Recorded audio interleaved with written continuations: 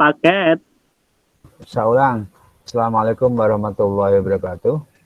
Waalaikumsalam warahmatullahi wabarakatuh. Selamat siang, selamat bertemu kembali dalam pembelajaran Pendidikan Agama Islam kelas 12 semester 2. Ini pertemuan yang mendekati detik-detik akhir menjelang ujian sekolah.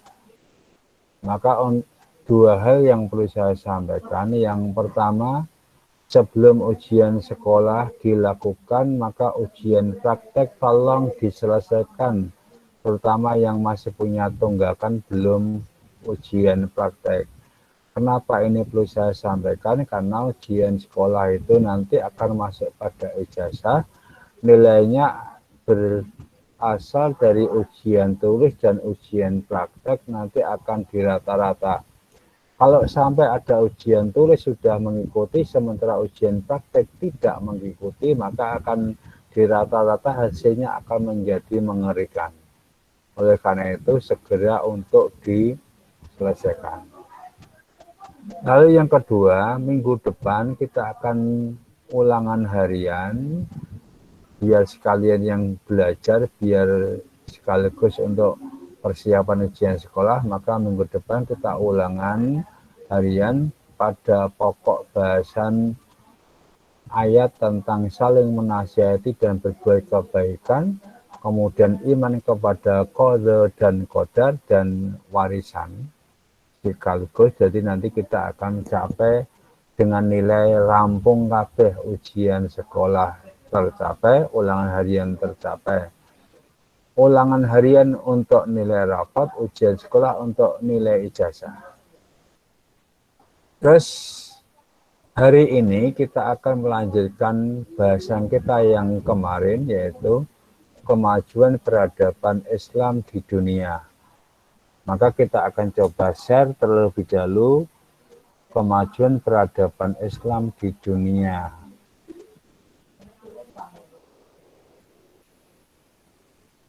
Bisa dilihat ya? Bisa. Oke.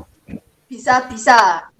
Saya akan bicara pada poin-poin pokok saja, tidak pada menyeluruh, tapi kali saya akan ambil beberapa poin yang penting saja. Peradaban Islam di dunia ini apa yang sebenarnya yang akan kita capai? Tujuan dari pembelajaran kita terkait dengan peradaban Islam di dunia itu ada 3 poin. Yang pertama, menunjukkan sikap semangat melakukan penelitian di bidang ilmu pengetahuan. Senang untuk melakukan penelitian. Bagian dari implementasi dari pemahaman dan perkembangan Islam di dunia. Islam itu maju karena seringnya para ahli untuk melakukan kajian. Tetapi kalau kita tidak senang melakukan satu penelitian, maka untuk melakukan satu kemajuan yang akan bisa terhambat. Lalu yang kedua, menganalisis faktor-faktor kemajuan dan kemunduran peradaban Islam di dunia. Lalu yang ketiga, mendeskripsikan faktor-faktor kemajuan dan kemunduran peradaban Islam di dunia. Ini adalah tujuan pembelajaran kita pada 3 poin ini. Kalau kita lihat dari kompetensi dasarnya sederhana sebenarnya. Ada 2 poin kompetensinya. Yang pertama adalah menganalisis dan mengevaluasi faktor-faktor kemajuan peradaban Islam di dunia. Lalu yang kedua adalah menyajikan faktor-faktor penentu kemajuan peradaban Islam di dunia. Konsepnya masih sama seperti yang kemarin, ya. Tetapi apa yang harus kita kaji? Materinya ada 4. Yang pertama adalah perkembangan Islam di dunia. Lalu yang kedua, faktor kemajuan dan kemunduran peradaban Islam di dunia. Yang ketiga adalah strategi membangun kembali peradaban Islam di dunia. Sedangkan yang keempat adalah pelajaran yang bisa diambil dari perkembangan Islam di dunia. 4 faktor ini atau 4 hal inilah yang akan kita kaji dalam pembelajaran kita. Oke, sekarang kita akan mulai yang pertama. Coba renungkan pendapat dari Toby Ehab. Di dalam buku paket yang dikirim beberapa waktu yang lalu, pelajaran kelas 12 itu ada Toby Ehab. Toby Ehab di dalam bukunya The Rise of Early Modern Science itu menyatakan bahwa dari abad ke-8 hingga abad ke-14, sains Islam merupakan sains yang paling maju di dunia, bahkan melampaui Barat dan Cina. Ini pengakuan tokoh dunia terkait dengan sejarah Islam. Dia meletakkan bahwa sains atau ilmu pengetahuan Islam itu pengetahuan yang paling maju melampaui Barat dan Cina. Ini terjadi pada abad ke-8 sampai 14 Masehi. Bahkan melihat di Kartanegara di dalam bukunya Tradisi Ilmiah Islam menyebutkan bahwa faktor terpenting yang membuat umat Islam itu maju berjaya pada masa lalu adalah karena mereka memiliki tradisi ilmiah. Umat Islam memiliki tradisi ilmiah yaitu kebiasaan membaca. Bagian dari perintah Iqra, bacalah, maka budaya membaca dalam kalangan umat Islam inilah yang menjadi sebab umat Islam itu maju. Hanya persoalannya sekarang adalah akhir-akhir ini umat Islam mengalami kemunduran yang sangat drastis. Kenapa umat Islam mundur? Karena budaya membaca sudah hilang dari peredaran. Diakui atau tidak, saat ini pelajar mengalami kemunduran. Kenapa? Karena kalau membaca HP, membaca WA berjam-jam betah, kalau membaca buku jauh dari yang kita harapkan. Nek dolanan HP, game-giman satu hari penuh betah. Tapi nek kalau mau coba buku sedina karone untuk 1 halaman. Bener enggak? Ya, seminum. Betul. Betul. Tapi saya nggak gitu, Pak. Tapi inilah fakta yang ada, yang diakui atau tidak, kemunduran Islam dipengaruhi oleh orang Islam itu sendiri. Karena budaya membaca sudah hilang. Nah, pendapat dari Toby Ehab dan Mulyati Kartanegara itu bahwa Islam itu maju karena memiliki tradisi membaca. Hasilnya apa? Lahirnya tokoh-tokoh Islam dunia yang punya karya fenomenal inilah menjadi bukti bahwa Islam itu maju karena seringnya membaca. Salah satu tokoh yang sangat berpengaruh adalah Ibnu Sina. Di kalangan bangsa Barat dikenal dengan nama Avicenna. Avicenna ini tokoh yang dikenal sebagai bapak kedokteran dunia. Karena memang dia ahli kedokteran. Buku karangan beliau yang terkenal adalah Al-Qanun Fitik. Tulisannya Al-Qanun fi Atik, tetapi membacanya Al-Qanun Fitik. Ini menjadi buku rujukan kedokteran dunia. Maka kalau mahasiswa kedokteran pasti akan membaca buku ini. Karena di buku ini terkenal sebagai buku rujukan atau buku wajib mahasiswa kedokteran. Lalu karangan yang kedua dari beliau adalah dalam bidang filsafat disebut dengan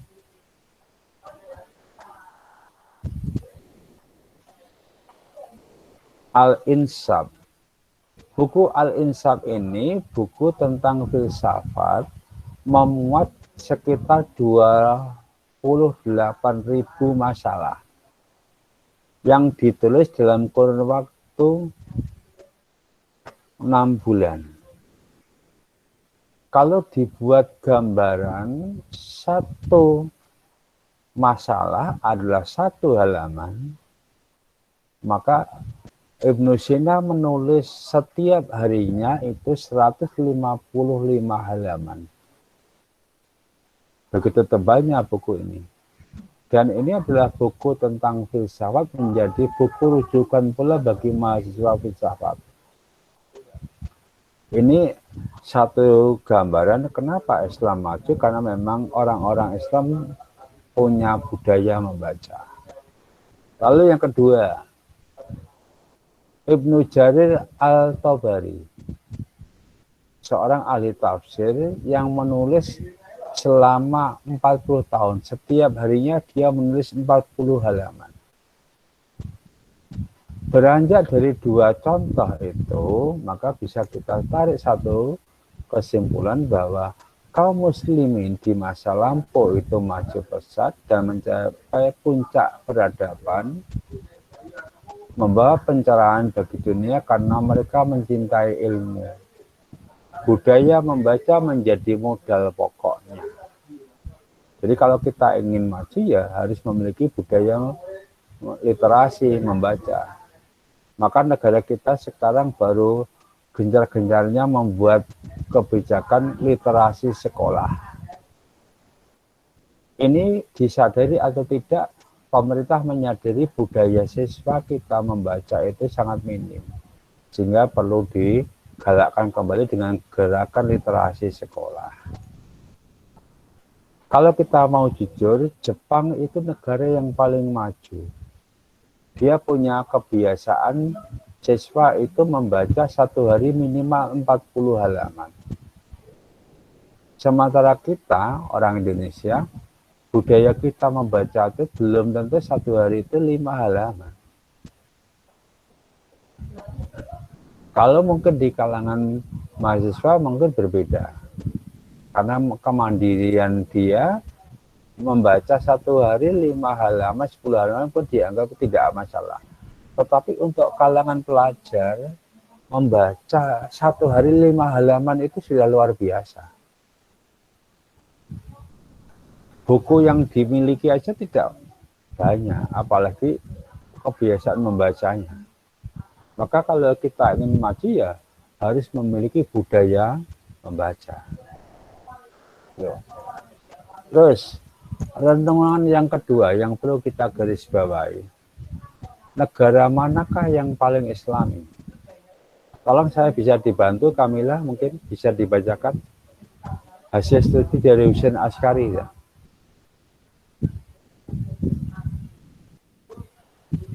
Kamila. Gimana Pak? Mila gak fokus, Mila. Dibantu, dibacakan wes. Saya tak pengen ngerti ya. Ben karoan dhek gak turu dhek kok. TikTok Yang mana Pak?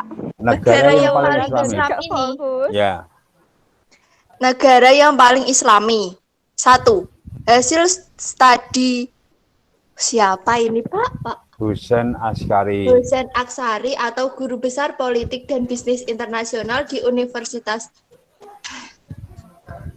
George Washington. Terhadap 208 negara yang diteliti, tidak ada satupun negara Islam yang menduduki peringkat 25 besar. Negara yang paling islami adalah Irlandia, Denmark, Luxembourg, dan Selandia Baru. Askari mengatakan kebanyakan negara Indonesia menggunakan agama sebagai instrumen untuk mengendalikan bukan negara Indonesia, tapi kebanyakan negara Islam. Ya. Lanjut, Pak. Ya, lanjut.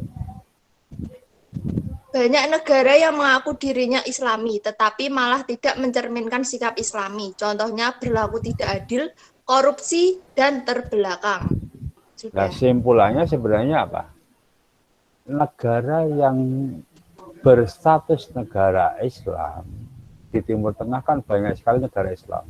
Ada Arab Saudi, Iran, Irak, Syria, Kuwait, kemudian ada di Asia Tenggara ada Brunei Darussalam, ada Malaysia, bahkan hampir rata-rata di negara Timur Tengah itu negara Islam.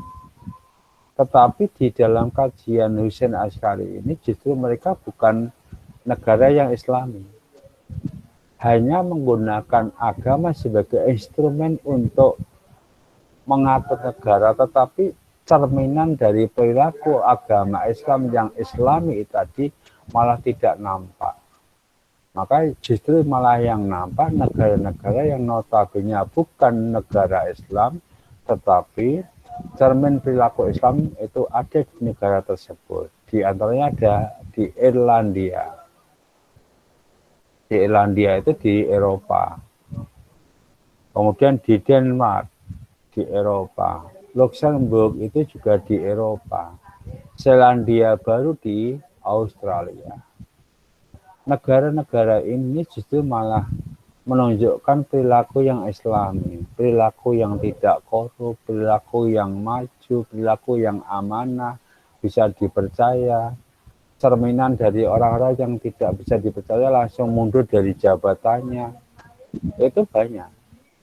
Tetapi kalau di negara kita, meskipun negara kita penduduknya mayoritas Islam, tetapi negara kita sudah mencerminkan perilaku Islam meskipun tidak sepenuhnya. Kadang-kadang ada yang beberapa kelompok ingin membawa negara kita ke dalam negara Islam. Tapi saya tidak yakin dengan berdirinya negara Indonesia menjadi negara Islam itu menjadi negara yang Islam. Karena apa? Budaya korupsi, budaya KKN, budaya nepotisme di negara kita masih kental. Bahkan pandemi COVID-19 ini malah seolah-olah menjadi bancaan menghabiskan anggaran negara untuk dengan kedok COVID-19. Ana wong mati karena penyakit jantung atau penyakit gula tapi divonis COVID-19. Tujuannya apa? Ingin menggelontorkan dana pemerintah yang 60 juta. Oke, sekarang yang berikutnya. Tadi sudah disinggung negara Arab. Kita tahu negara Arab itu negara lahirnya Islam. Tempat lainnya Islam itu di kota Mekah dan Madinah.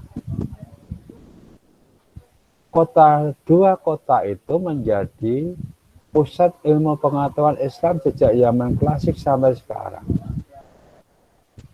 Tempat lahirnya konstitusi Madinah atau Misak Madinah itu menjadi cerminan, menjadi rujukan bagi terwujudnya masyarakat madani. Bahkan di kota Mekah pun atau di kota Mekah itu lahir tokoh dunia yang disebut dengan Muhammad bin Abdul Wahab atau dikenal dengan sebutan Faham Wahabi. Ajaran mereka dikenal dengan Faham Wahabi. Yang Faham Wahabi ini kalau kita telusuri banyak bertentangan dengan budaya atau paham orang Indonesia. Yang cenderung pada paham Wahabi itu kalau di Indonesia ya MTA, Masjid Tafsir Al-Quran. Ada yang Hizbut Tahrir itu cenderung pada paham Wahabi.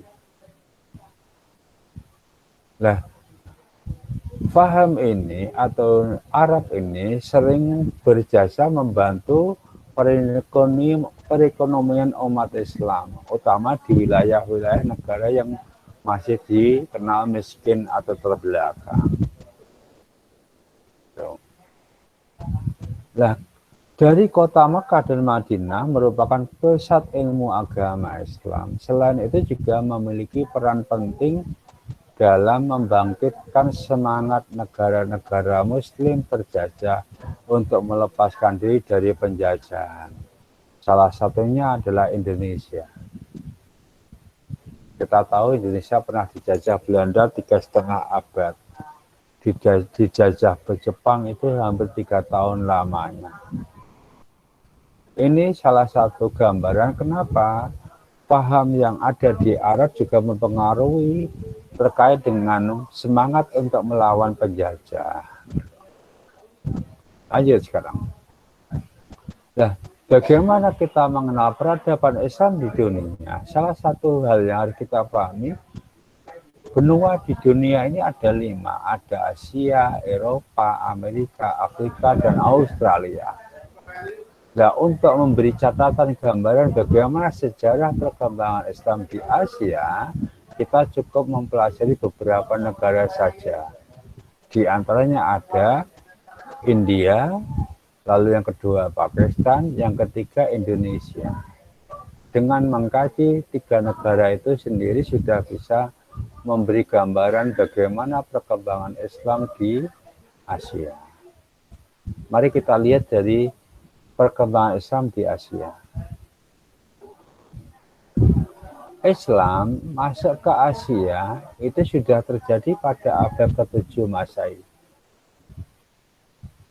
Beberapa negara yang masuknya Islam pada abad ke-7 diantaranya ada India, ada Indonesia. Perkembangan Islam di Asia sudah dimulai pada abad ke-7 sampai dengan abad ke-19 Masehi. Pada abad ke-9 dan abad ke-8 dan 9, Islam juga sudah masuk ke Afghanistan. Abad ke-10, Islam sudah masuk ke wilayah Tiongkok atau Cina. Beberapa negara di Asia yang penduduknya memeluk agama Islam, ada yang di India, ada Pakistan, Afghanistan, Tiongkok, Singapura, Filipina, Malaysia, dan Brunei Darussalam itu hampir penduduknya banyak yang memeluk agama Islam. Salah satunya adalah India. Tadi sudah saya katakan bahwa untuk mengkaji perkembangan Islam di Asia, kita cukup melihat 3 negara saja, yaitu India, Pakistan, dan Indonesia. Bagaimana Islam di India? Kita tahu India saat ini adalah negara yang mayoritas penduduknya beragama Hindu. Jumlah penduduk terbesar ketiga setelah Tiongkok dan Amerika itu India.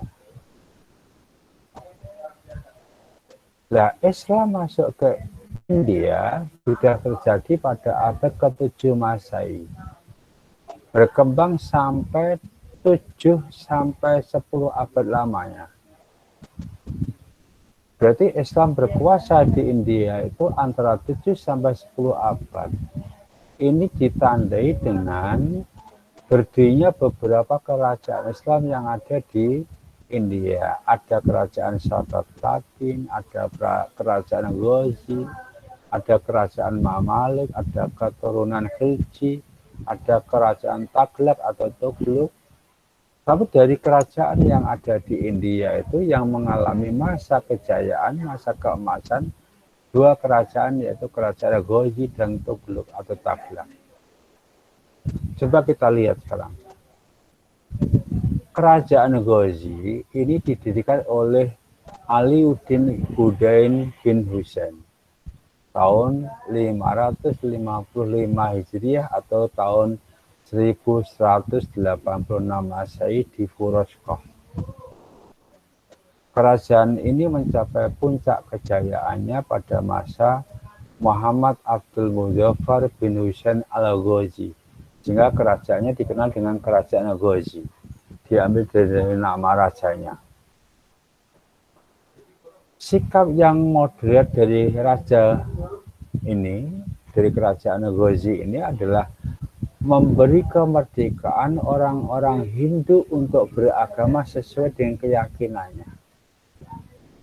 Bahkan kerajaan Ghazni juga memperlakukan penduduk setempat dengan perlakuan yang baik. Utamanya adalah para budak itu dimerdekakan. Dampak dari sikap kerajaan ini akhirnya masyarakat setempat tidak banyak yang memeluk Islam, tetap masih beragama Hindu. Lalu yang kedua, kerajaan Taglak atau Tughlaq. Kerajaan terakhir di India sebelum datangnya bangsa Mongol.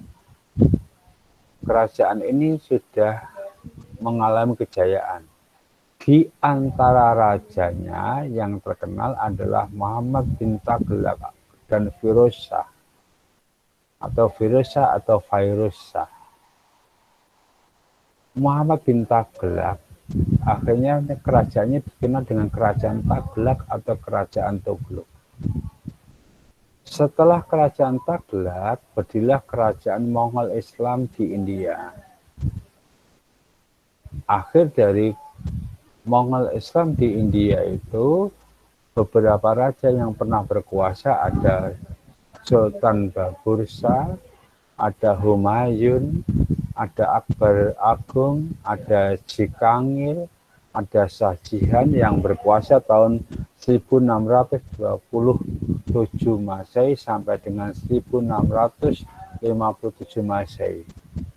Ini adalah puncak kerajaan di Mongol Islam India pada masa pemerintahan Shah Jihan. Salah satu peninggalan dari kerajaan Tughlaq ini yang pada masa Shah Jihan adalah dibangunnya Istana Taj Mahal di Agra. Taj Mahal salah satu dari 7 keajaiban dunia. Dibangun oleh Shah Jihan memakan waktu kurang lebih 22 tahun dengan tenaga kerja tidak kurang dari 20.000 orang. Istana ini dibangun sebagai bentuk penghormatan terhadap permaisurinya yang cantik, yang sangat dicintainya. Saking cintanya pada istrinya, maka dibangunkanlah istana yang megah di Agra. Namanya Taj Mahal. Tase wae larang, apalagi istananya. Tase Kamila Suminem itu murah, paling-paling di bawah 100. Tapi kalau Taj Mahal harganya tidak hanya mahal, indah lagi megah. Yang tidak kalah penting, penduduk Muslim di India sampai hari ini sekitar 100 juta jiwa. Kalau kita lihat dari jumlahnya memang terbesar ketiga setelah Indonesia dan Pakistan. Demikian pula umat Islam di India meskipun 100 juta, tetapi dibandingkan dengan jumlah penduduk India, statusnya masih minoritas. Padahal apa? Kerajaan Islam di India lama berkuasa hampir 7 abad sampai 10 abad, tetapi penduduknya masih minim. Apa faktornya? Faktor penyebabnya adalah para raja yang berkuasa tidak pernah memaksa rakyatnya untuk memeluk Islam. Pak, absen, Pak. Sebentar, nanti absen belakangan. Bahkan para penguasa Islam atau raja Islam yang ada di India itu memberi kebebasannya untuk beragama Hindu. Inilah alasan yang menjadi sebab kenapa Islam di India tidak berkembang, justru malah berkurang. Sebagai agama minoritas, Islam selalu ditekan, bahkan ditindas oleh penguasa Hindu.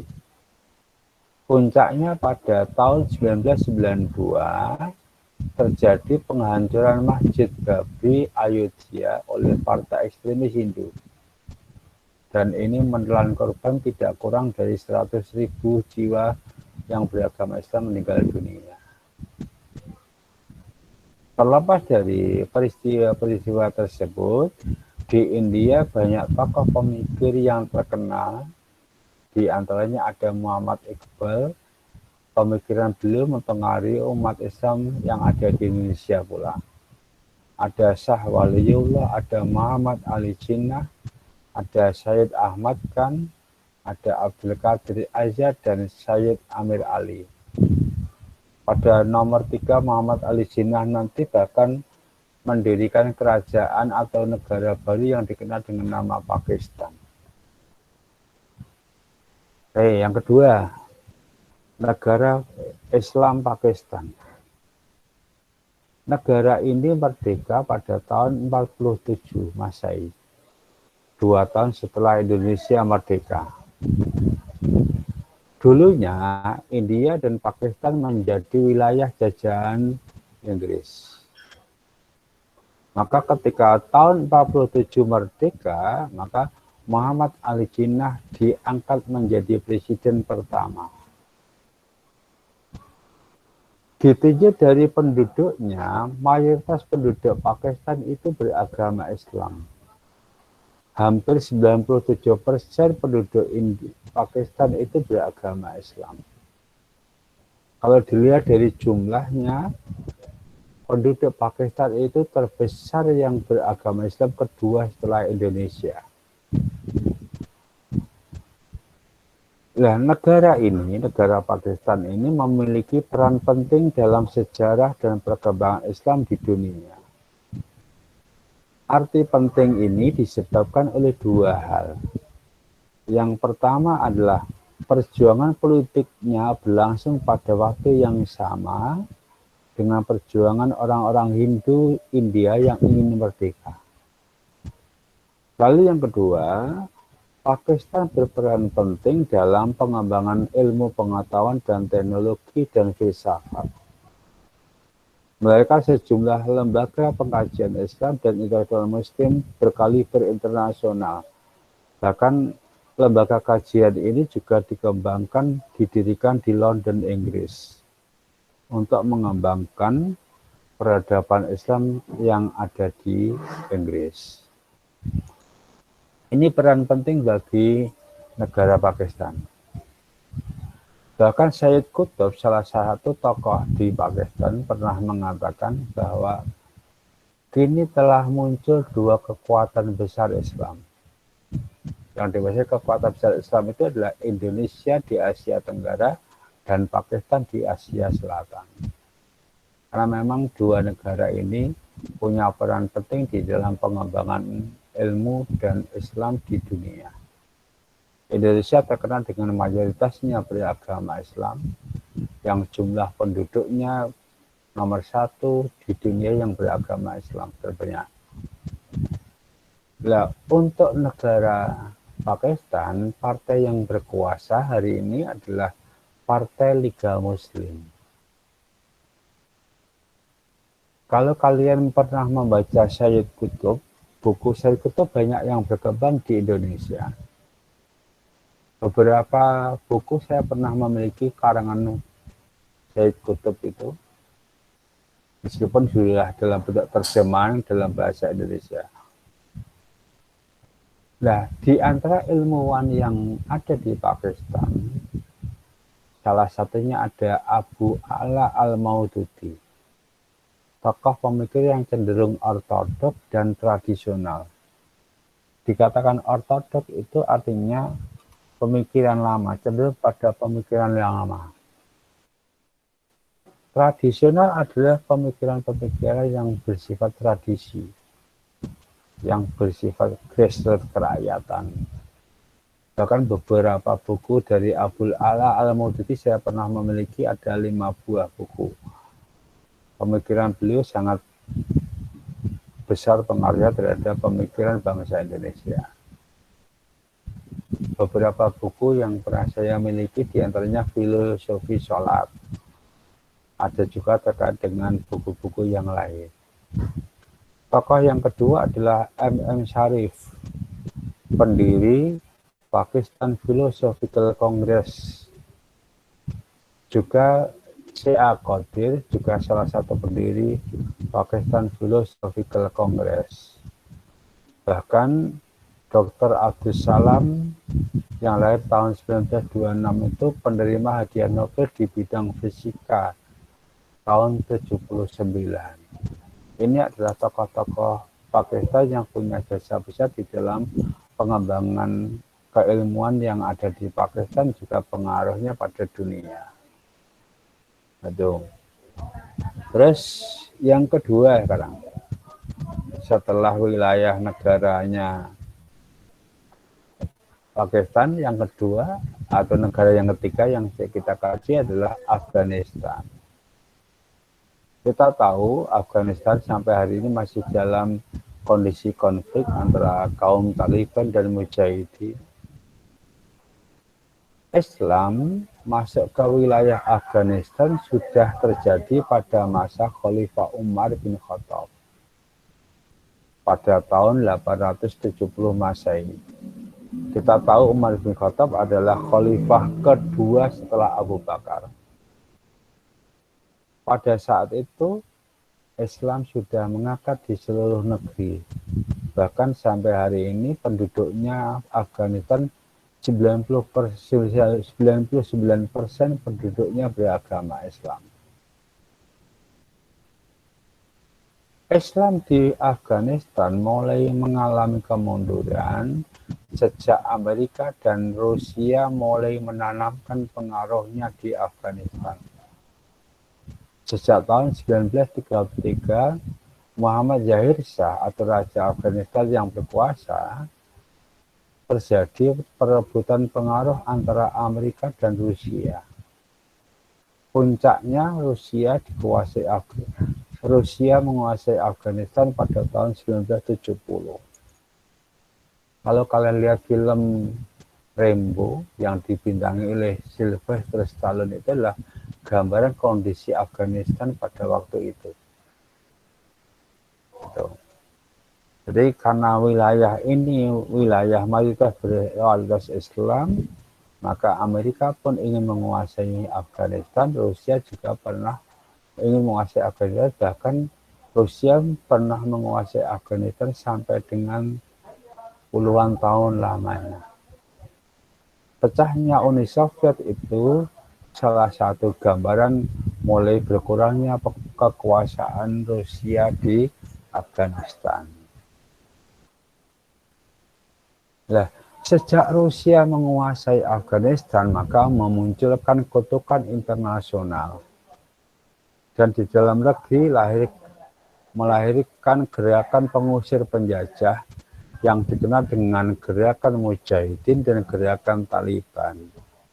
Talib itu dari kata pelajar, sehingga gerakan mengusir penjajah yang dipelopori oleh para pelajar dan mahasiswa itu dikenal dengan gerakan Taliban atau dipelopori orang-orang intelektual.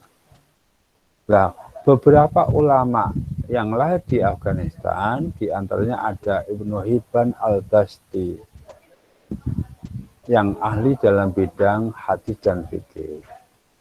Lalu ada Abu Bakar Ahmad al-Bayhaqi, penulis buku sejarah abad 19.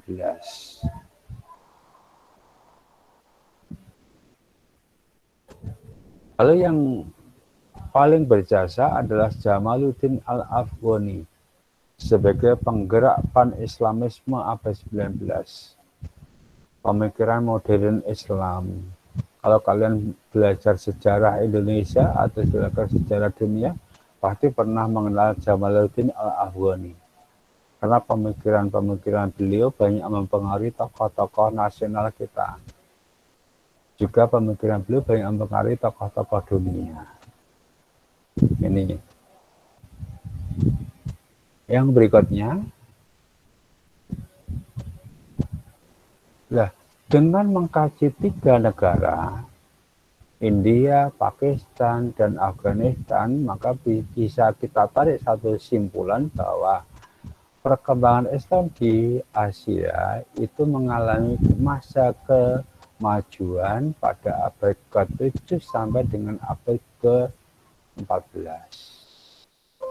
Ditandai banyaknya beberapa negara yang mayoritas penduduknya beragama Islam. Bisa kita lihat gambaran pada India, Pakistan, dan Afghanistan itu hampir rata-rata penduduknya lebih dari 90% beragama Islam. Indonesia juga demikian. Indonesia juga penduduknya hampir 90% beragama Islam. Bahkan saat ini penduduk terbesar yang beragama Islam di dunia itu di Indonesia. Lalu bagaimana dengan perkembangan Islam di Eropa, benua kedua setelah Asia? Islam di Eropa itu mulai masuk pada masa awal, yaitu pada masuknya Islam di Andalusia, Spanyol. Para ahli membagi Islam masuk ke Eropa itu dengan 4 periode. Yang pertama adalah periode kekhalifahan Islam di Spanyol, yaitu di Andalusia selama 8 abad. Lalu yang kedua, adanya penyebaran tentara Mongol pada abad ke-13. Di antaranya adalah dinasti Han yang beragama Islam. Kekuasaannya berpusat di Sungai Volga. Kekuasaan Mongol ini juga sebagai tanda kemunduran Islam. Kenapa? Karena ketika Mongol berkuasa menyerang kekuasaan Islam yang ada di Spanyol itu, banyak buku-buku yang dibakar. Setelah diterjemahkan ke dalam bahasa yang dikehendaki oleh penguasa, maka buku-buku Islam itu dibakar. Nah, sejak buku-buku Islam yang penting itu dibakar, maka bangsa Islam yang ada di Eropa mengalami kemunduran. Lalu periode yang ketiga yaitu periode ekspansi kekhalifahan Turki Utsmani. Ekspansinya ke wilayah Eropa utamanya di Andalusia. Terjadi pada abad ke-14 dan abad ke-15. Wilayah yang dituju adalah wilayah Balkan dan Eropa Tengah. Sementara pada periode yang keempat, yaitu periode kaum imigran Muslim memasuki benua Eropa setelah Perang Dunia Kedua. Ingat, Perang Dunia Kedua tahun berapa? Perang Dunia Kedua ada yang tahu? Kalau Perang Dunia Pertama kan di tahun 20-an. Tapi kalau Perang Dunia Kedua tahun 1940-an. Ditandai kalau di Asia jatuhnya bom atom di Hiroshima, Jepang itu adalah Perang Dunia Kedua. Oke, saya lanjut. Bagaimana keberadaan umat Islam di benua Eropa? Kita tidak akan bicara semuanya, hanya beberapa negara tok. Utamanya adalah Spanyol yang dikenal dengan negara sepak bolanya. Kalau kita bicara liga, ada Real Madrid, ada Barcelona, dan yang lain-lain itu di Spanyol. Di negara Spanyol, kaum Muslim yang mendiami Spanyol dewasa ini terdiri dari keturunan umat Islam yang terusir dari peristiwa Reconquista tahun 1492 Masehi. Artinya, orang Islam yang tinggal di Spanyol saat ini adalah bekas-bekas orang Islam yang kalah dalam perang salib. Perkembangannya pada tahun 1992 terdapat kesepakatan antara pemerintah Spanyol dan Komisi Islamika Espana, Komisi Umat Islam di Spanyol. Dari kesepakatan ini secara tidak langsung memberi pengaruh bagi umat Islam. Karena isi kesepakatan itu ada 4, di antaranya yang pertama, kaum muslimin diizinkan untuk memberikan pengajaran agama di sekolah negeri maupun swasta. Jadi pelajaran agama Islam boleh diajarkan di sekolah negeri maupun swasta. Lalu yang kedua, kaum muslimin diberi izin membangun sekolah yang dikelola sendiri. Semacam kalau di Indonesia ada sekolah madrasah, ada sekolah Islam, boleh didirikan di Spanyol. Lalu yang ketiga, memperoleh keringanan pajak. Ini menjadi angin segar, umat Islam diberi keringanan pajak sehingga memudahkan dalam geraknya. Lalu yang keempat, izin merayakan hari raya keagamaan difasilitasi untuk memperoleh makanan yang halal. Jadi diberi izin untuk merayakan keagamaan hari-hari kebesaran Islam, bahkan diberi fasilitas banyak toko-toko yang menjual makanan yang halal, tidak dilabeli halal. Ini. Lalu yang kedua di negara Perancis. Kita tahu beberapa waktu yang lalu terjadi gejolak di Perancis karena ada murid siswi yang berjilbab diminta untuk melepas jilbabnya. Di Perancis, jumlah penduduk yang beragama Islam hanya kurang lebih 7% dari total penduduk Perancis.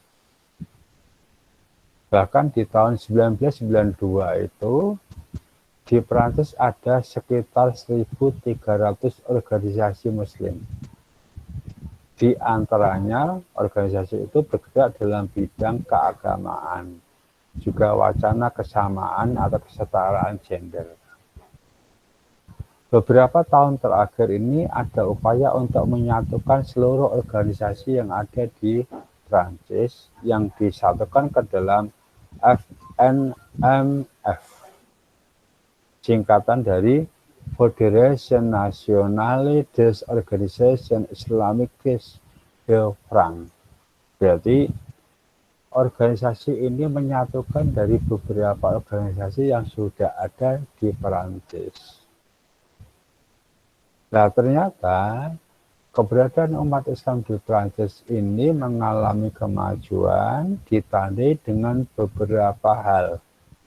Yang pertama, banyaknya masjid, pemukiman Muslim, dan sekolah Muslim ada di Prancis. Lalu yang kedua, makin banyaknya wanita Muslim yang berjilbab. Lalu yang ketiga, mengadakan pameran buku, banyak toko yang menyediakan makanan hal pengen makan karena di sini banyak jualan makanan-makanan yang ditanggung halal. Itu tadi adalah perkembangan Islam di Eropa. Lalu bagaimana dengan Islam di Afrika? Masih bisa didengar suara saya?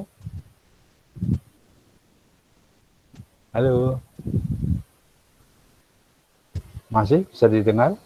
Masih, Pak. Oke. Saya tambah sedikit. Bagaimana Islam di Afrika?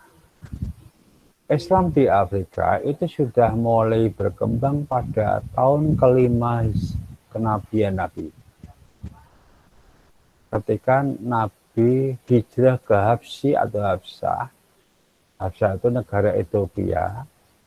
Maka pada saat Nabi lahir kan dikenal dengan tahun gajah. Itu juga dari Habsyi. Pada saat Nabi berhijrah ke Habsyi atau Habsah itu, secara tidak langsung sudah membawa misi menyebarkan agama Islam.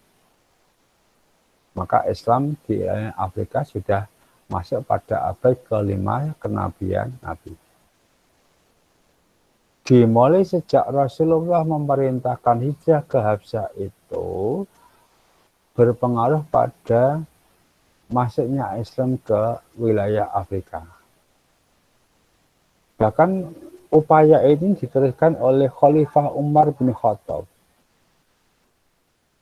melakukan ekspansi ke wilayah-wilayah lain yang ada di Afrika. Beberapa wilayah akhirnya banyak yang memeluk agama Islam, di antaranya ada Mesir, ada Libya, Tunisia, Aljazair, Maroko, Mali, Senegal, Somalia maupun Sudan. Ini hampir mayoritas penduduknya beragama Islam. Ini satu bentuk kemajuan perkembangan Islam di Afrika yang dibawa oleh para pendahulunya. Terus yang berikutnya, beberapa negara bisa kita pelajari untuk memberikan gambaran bagaimana keberadaan umat Islam di Afrika. Salah satunya adalah Mesir. Mesir ini terkenal dengan ibu kotanya Kairo. Di wilayah Mesir, penduduknya hampir 90% beragama Islam. Negara ini memiliki universitas tertua di dunia yang dikenal dengan nama Universitas Al-Azhar Kairo. Menjadi jujukan orang Islam untuk belajar agama. banyak orang Indonesia yang belajar di Kairo, orang Eropa, Amerika belajar di Kairo karena ingin memperdalam agama Islam. Memang pusatnya di Mesir. Lalu yang kedua di Aljazair, ibu kotanya di Algier. Algier ini ibu kota Aljazair. Penduduk Aljazair 99,1% beragama Islam. Hampir 100%. Sejak tahun 80, Aljazair memasuki kebangkitan. Di antara tanda-tanda kebangkitan itu, yang pertama adalah munculnya semangat beragama yang meningkat. Lalu yang kedua, perencanaan ekonomi yang sistematis. Lalu yang ketiga, berdasarkan hasil Kongres Partai Tunggal di Aljazair akan diadakan 3 hal. Yang pertama adalah pusat pelatihan imam di Mekah, jadi merencanakan satu program mengirimkan imam-imam masjid dibawa ke Mekah untuk belajar agama di Mekah. Lalu yang kedua, membangun Universitas Teknik Ultramodern di Oran. Jadi salah satu upaya untuk memajukan Islam di sana adalah mendirikan Universitas Islam. Lalu yang ketiga adalah pembangunan masjid-masjid yang ada di Aljazair. Ini salah satu upaya untuk memajukan Islam yang ada di Afrika. Negara yang ketiga setelah Aljazair adalah Tunisia. Tunisia penduduknya beragama Islam hampir 100%, yaitu 99,4%, melebihi dari Tunisia, Aljazair yang tadi 99,1. Negara ini pernah dijajah oleh Perancis sampai dengan tahun 56 Masehi. Tunisia aktif dalam organisasi yang dikenal dengan OKI. OKI itu organisasi keislaman yang negara-negara Islam menyatukan diri ke dalam OKI. Nah, Tunisia ikut menentukan kebijakan diplomasi Timur Tengah, khususnya menyangkut konflik Palestina dan Israel. Dengan lembaga yang dikenal dengan OKI tadi, punya andil di dalam mendamaikan antara Palestina dan Israel. Maka tidak heran kalau kita bicara Islam di di Afrika, dengan mengkaji 3 negara, Mesir, Aljazair, dan Tunisia, itu sudah bisa memberikan gambaran bagaimana penduduk Islam yang ada di Afrika. Berikutnya adalah bagaimana melihat perkembangan Islam di Australia Pasifik.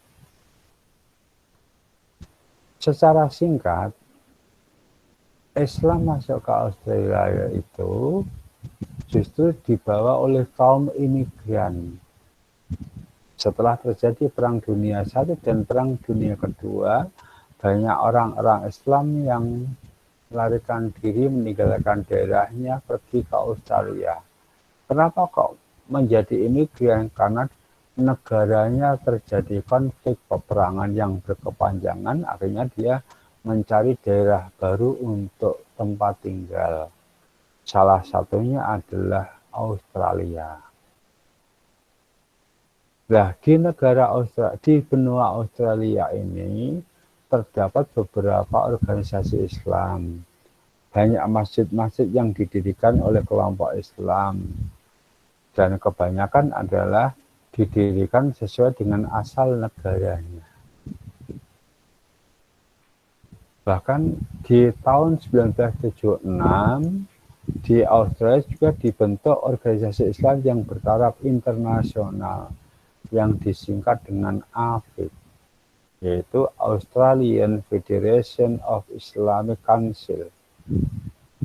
Ini mewadahi organisasi umat Islam yang ada di Australia. Salah satu geraknya adalah mendirikan masjid, mendirikan pendidikan Islam sekaligus berdakwah menyebarkan agama Islam di Australia. Nah, Afik ini berkantor pusat di Sydney. Di antara tugasnya ada beberapa. Yang pertama adalah membentuk Islamic Council yang berkedudukan di setiap negara bagian. Jadi membentuk perwakilan-perwakilan dari Afik tadi. Lalu yang kedua, menyelenggarakan perkawinan secara Islam. Berarti kalau di Australia ingin nikah secara Islam bisa. Lalu yang ketiga, mengadakan kerjasama dengan pemerintah dalam penyembelihan hewan korban, hewan daging.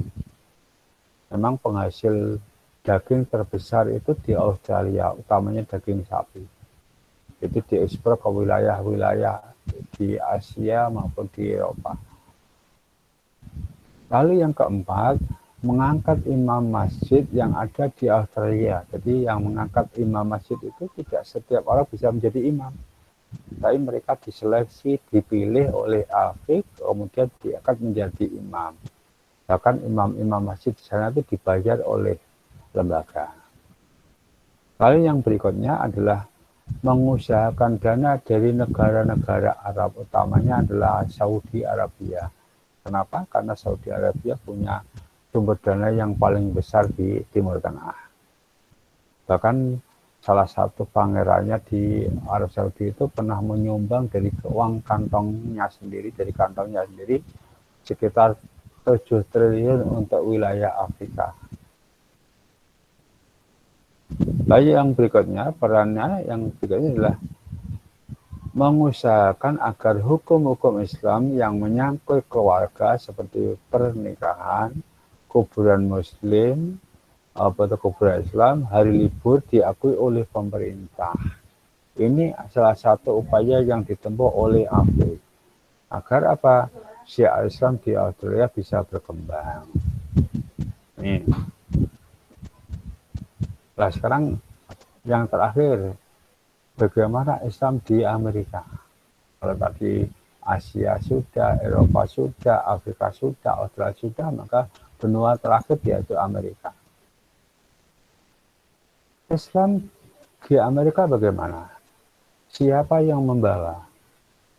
Islam di Amerika itu dibawa oleh 2 kelompok. Yang pertama adalah kelompok imigran dari Afrika. Lalu yang kedua adalah orang-orang Spanyol yang kalah dalam perang salib itu dibawa oleh Columbus ke Amerika. Berarti yang membawa Islam ke Amerika itu justru yang pertama dari orang Islam dari Spanyol ketika kalah dalam perang salib. Lalu yang kedua adalah orang-orang imigran dari Afrika. Jadi generasi awal Islam di Amerika itu berasal dari Spanyol dan Afrika. Maka tidak heran orang-orang kulit hitam yang ada di Amerika itu adalah kalangan imigran yang datang dari Afrika. Nah, generasi awal Islam di Amerika banyak yang murtad, artinya keluar dari agama Islam. Kenapa? Karena banyak memperoleh tekanan dari penguasa setempat. Bahkan umat Islam dewasa ini yang ada di Amerika kebanyakan dari orang-orang imigran. Orang-orang kulit putih itu jarang. Imigran yang datang ke Amerika itu ada beberapa daerah yang masuk ke Amerika. Yang pertama itu dari Afrika. Yang kedua dari Timur Tengah. Pergolakan peperangan yang tidak pernah selesai di Timur Tengah itu membawa pengaruh banyak orang-orang Timur Tengah yang berimigrasi ke Amerika. Karena dia beragama Islam, secara otomatis membawa pengaruh memeluk agama Islam. Lalu yang berikutnya, mereka banyak mendirikan sekolah, masjid, dan organisasi keislaman di Amerika. Peristiwa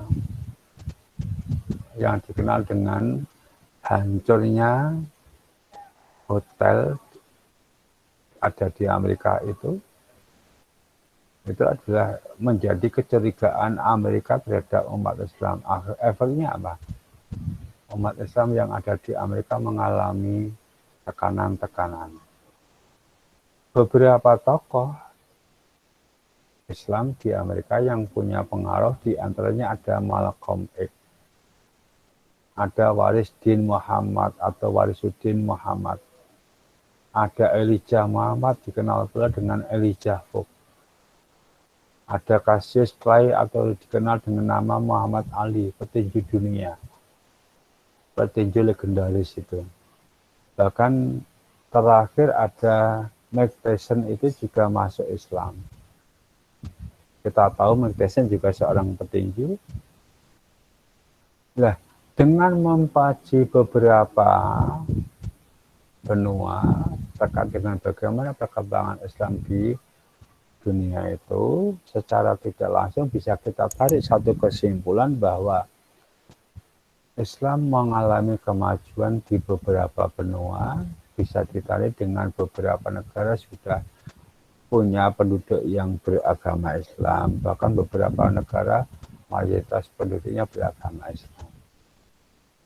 Nah, pertanyaan yang kedua atau masalah yang kedua adalah faktornya apa yang menjadikan peradaban Islam itu maju di dunia. Faktor pendorong kemajuan Islam itu di dunia disebabkan oleh beberapa hal. Yang pertama, Islam itu maju karena adanya budaya ilmiah atau tradisi ilmiah, yaitu membaca. Orang Islam suka membaca.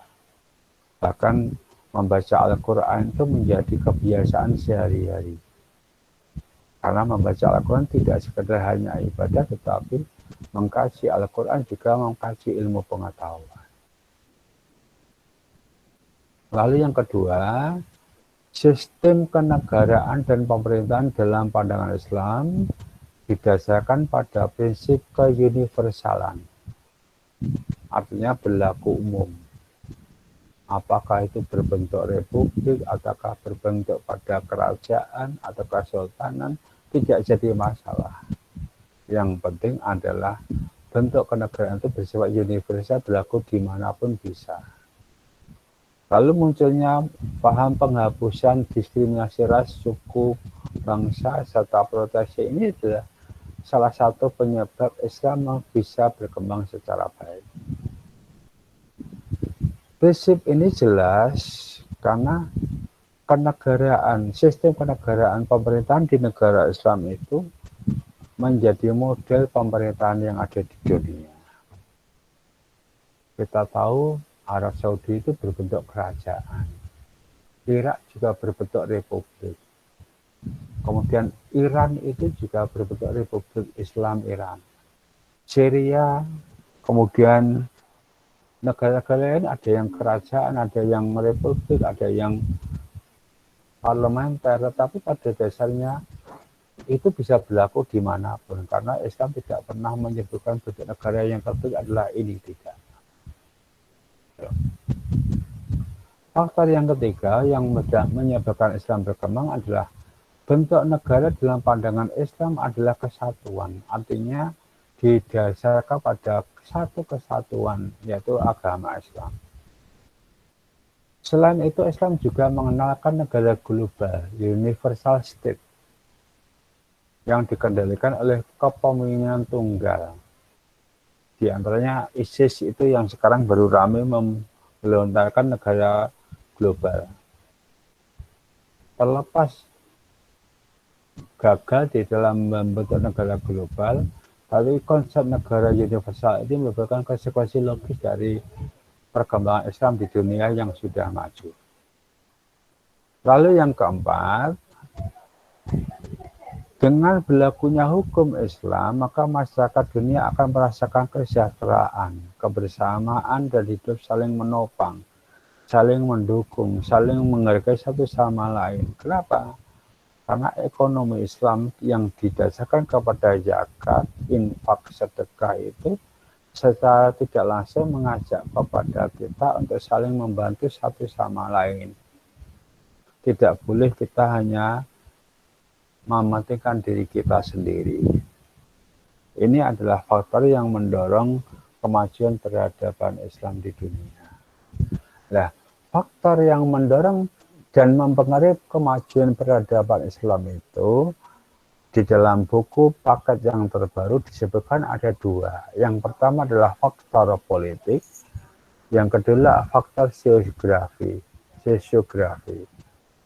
Sementara kemajuan yang dicapai oleh umat Islam itu pada dua aspek. Yang pertama adalah kemajuan di bidang intelektual, yang kedua kemajuan di bidang kebudayaan dan seni arsitektur. Nah, sekarang coba kita lihat kemajuan dalam bidang intelektual itu dalam bidang politik apa? Faktor politik yang mempengaruhi pada kemajuan peradaban itu utamanya pada masa awal Bani Abbasiyah, karena memang kejayaan Islam itu dimulai pada masa Bani Abbasiyah. Faktornya ada 3 poin. Yang pertama adalah pindahnya ibu kota Bani Abbasiyah dari Syam ke Irak. Dengan ibu kota Iraknya itu di Baghdad pada tahun 156 Hijriah. Ternyata perpindahan ibu kota ini membawa pengaruh yang positif. Lalu yang kedua, banyak cendekiawan yang diangkat menjadi pegawai pemerintahan di istana. Dengan diangkat menjadi pegawai pemerintahan di istana secara tidak langsung mempengaruhi pola pikir pemerintah. Lalu yang ketiga, paham Mu'tazilah dijadikan sebagai mazhab resmi pada masa Khalifah Al-Ma'mun tahun 827 Masehi. Paham Mu'tazilah adalah paham yang memberi kebebasan berpikir kepada pemeluknya. Dengan kebebasan berpikir yang dimiliki ini, akhirnya bisa mengembangkan pemikiran Islam yang lebih luas. Sementara faktor sosiografi artinya faktor letak daerah. Faktor sosiografi ini diantaranya adalah satu, meningkatnya kemakmuran umat Islam yang bersumber dari hasil industri dan kebudayaan itu secara tidak langsung mempengaruhi kemajuan peradaban Islam juga. Lalu yang kedua, luasnya wilayah kekuasaan Islam dan banyak orang Persia dan Romawi yang masuk Islam, serta terjadinya perkawinan atau pernikahan antara umat Islam ini punya pengaruh besar pula dalam perkembangan peradaban Islam di dunia. Yang tidak kalah penting, pengaruh yang paling menonjol justru pada poin yang ketiga. Pribadi beberapa khalifah yang sangat mencintai ilmu pengetahuan berpengaruh dalam perkembangan peradaban Islam di dunia. Di antaranya ada Khalifah Al-Mansur, Harun Al-Rasyid, dan Al-Ma'mun. Karena pada masa pemerintahan 3 khalifah inilah masa keemasan Islam. Islam menguasai dunia hampir 7 abad lamanya. Lalu yang keempat, faktor aktivitas ilmiah. Faktor aktivitas ilmiah ini ditandai dengan penyusunan buku-buku ilmiah, gerakan penerjemahan buku-buku dalam bahasa Arab. Kemudian kemajuan ilmu pengetahuan yang dilahirkan oleh tokoh-tokoh Islam itu berpengaruh pada kemajuan peradaban Islam di dunia. Nah, hasilnya apa?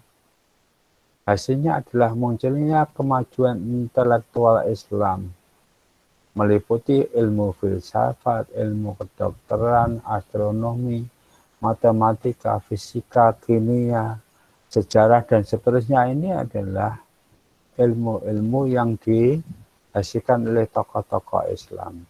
Bahkan pada saat itu, perkembangan pengetahuan Islam ini menguasai dunia. Bangsa Barat itu maju berkat dari orang Islam. Nah, pertanyaannya sekarang pada materi yang ketiga, hikmahnya apa kita mempelajari perkembangan kemajuan peradaban Islam di dunia? Dengan mengkaji berbagai persoalan tadi, ada 4 hal yang bisa kita tarik dari kemajuan peradaban Islam itu. Yang pertama, kalau umat Islam ingin maju ya harus pandai. Nah, umat Islam tidak pandai, maka kita akan tertinggal, malah dikuasai oleh bangsa Barat. Maka kalau kita ingin maju ya harus kembali kita pandai. Lalu yang kedua, umat Islam harus menguasai ilmu politik. Jangan kita terjajah terus. Kalau umat Islam ingin maju kembali, harus kuasai ilmu perpolitikan, harus pandai, ilmu politiknya harus matang. Lalu yang ketiga, umat Islam harus menguasai ekonomi. Kita tahu ekonomi dunia ini dikuasai oleh etnis tertentu. Di Indonesia sendiri, ekonomi di Indonesia dikuasai oleh etnis Cina. Bukan orang Jawa, bukan orang luar Jawa, tapi masjid itu malah dikuasai oleh orang-orang Cina. Jadi kalau kita ingin maju ya kembali pada semangat dulu, kuasai ekonominya.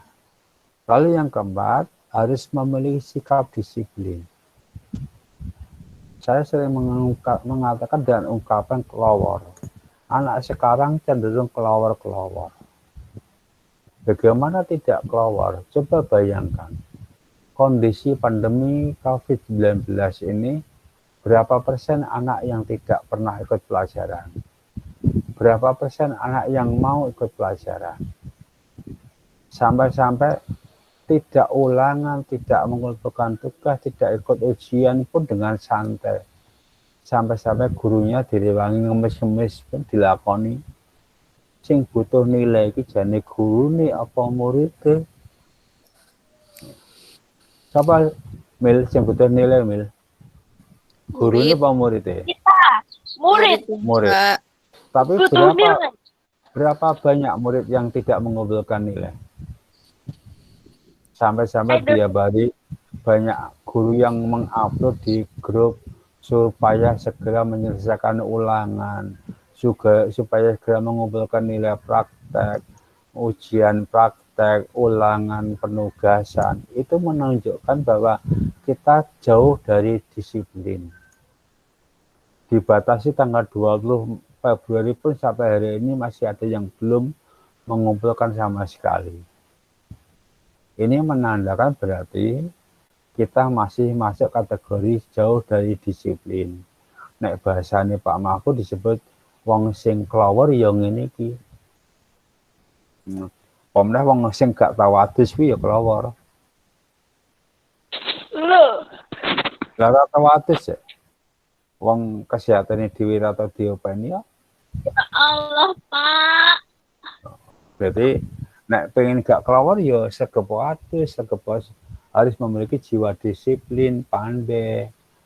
Meskipun Kamila itu peringkat 1, tetapi kan gak tahu adus. Lah pengen disiplin, gemarlah belajar, gemar menguasai pengetahuan, rajin mandi, rajin sholat, rajin ibadah. Itu lagi apa? Terakhir, ya, terakhir. Lalu bagaimana Islam itu mundur? Kenapa Islam itu menjadi mundur? Ada 5 hal yang mendasari Islam itu mundur. 5 hal itu yang pertama, semakin jauhnya umat Islam dari nilai Al-Quran dan Al-Hadis. Saiki Al-Quran hanya sebagai pajangan. Maca Quran yes, maca Quran no. Iya. Nek kan maca Quran betah, maca HP berjam-jam kuat, tapi nek kan maca Quran ayas-ayasen. Anak SMA sing gak iso maca Quran wae si akeh. Itu menandakan berarti semakin jauhnya umat Islam dari nilai ajaran Al-Quran dan Al-Hadis. Lalu yang kedua, umat Islam cenderung mengikuti cara-cara yang tidak Islami. baik dalam hal berpakaian, berbudaya, berpikir yang tidak islami, banyak yang diikuti. Contohnya budaya pergaulan anak sekarang, budaya kongko-kongko, itu sebenarnya budaya yang tidak sejalan dengan Islam. Karena Islam mengajak kita itu rajin, giat bekerja, giat belajar menuntut ilmu. Lalu yang ketiga, adanya Ghazwul Fikri atau perang pemikiran. Sekarang ini sudah banyak terjadi perang pemikiran antara kelompok radikal, kelompok moderat, kelompok tradisional.